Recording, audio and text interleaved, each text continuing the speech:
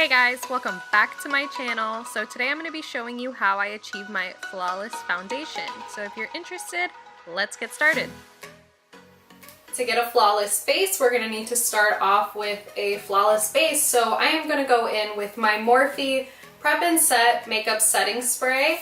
I love this stuff. It's super good for prepping your makeup, and it's also amazing for setting your makeup at the end. Just apply a generous amount, really generous. So after prepping the skin, we're gonna move on to foundation, and I'm gonna be using two today. I'm gonna be using the Maybelline Fit Me Matte and Poreless, and I'm gonna be using the Borjouis Healthy Mix Serum. I'm just gonna apply that to the back of my hand, and I'm gonna dot it in the center of my T-zone. It's a little light for my forehead, but I'll go in and darken that up later. And I'm taking a Morphe MB8 buffing brush to buff that all in.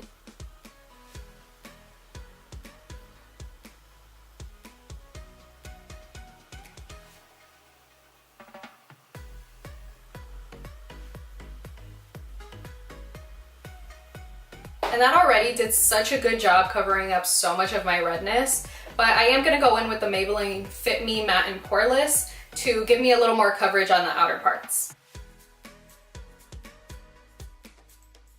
And for the rest of the foundation, I'm just gonna go with my Real Techniques Miracle Complexion Sponge. I think that's what it's called. I don't really remember, but I use this all the time. I really love it.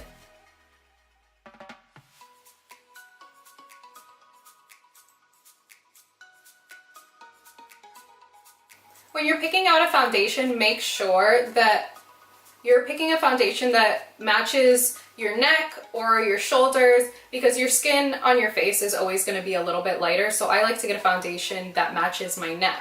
And make sure that you are blending down into your neck as well, because you do not want a line of demarcation. It is one of the most embarrassing things ever to happen when you have like an orange face or a pink face and then your neck is a completely different color. You definitely do not want that to happen. So just make sure that you are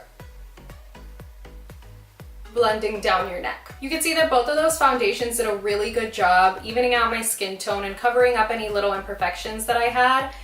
But if you do have some other imperfections such as hyperpigmentation, or you have a little zit somewhere, I recommend using a concealer. And I like using the LA Girl Pro Conceal. It's one of my favorites. I like that it's creamy, it's not very drying, so I'm just gonna put that where I have a few little imperfections.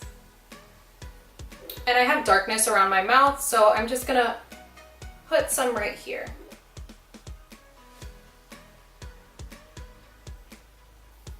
And just buff that in. Now I'm just gonna go in and cover up these dark circles, and I'm just gonna take the Tarte Shape Tape Concealer to cover everything up. This is one of my favorite concealers of all time. It does the best job at covering up any dark circles that you may have.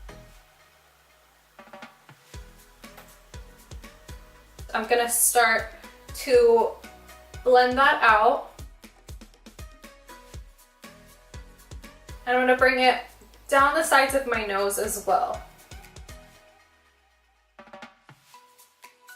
Now that you're all nice and concealed and you've blended everything out, you're gonna wanna take a translucent powder. I like using the RCMA No Color Powder or the Laura Mercier powder. And I'm just gonna apply that right here underneath the eyes with a damp sponge.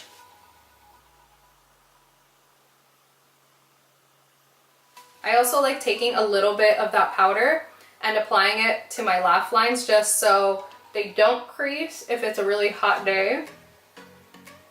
And we're just gonna let this sit for about 5 minutes or so. Who wants a tutorial on this beautiful white mustache look? I can't tell if my eyebrows are moving. I'm not really good at that.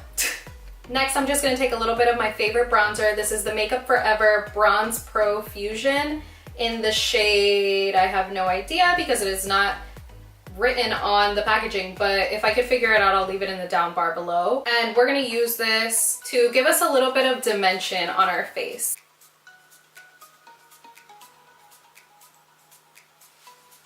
And I love using this bronzer because it never ever tends to look powdery, which a lot of bronzers can do, and it always just looks so seamless.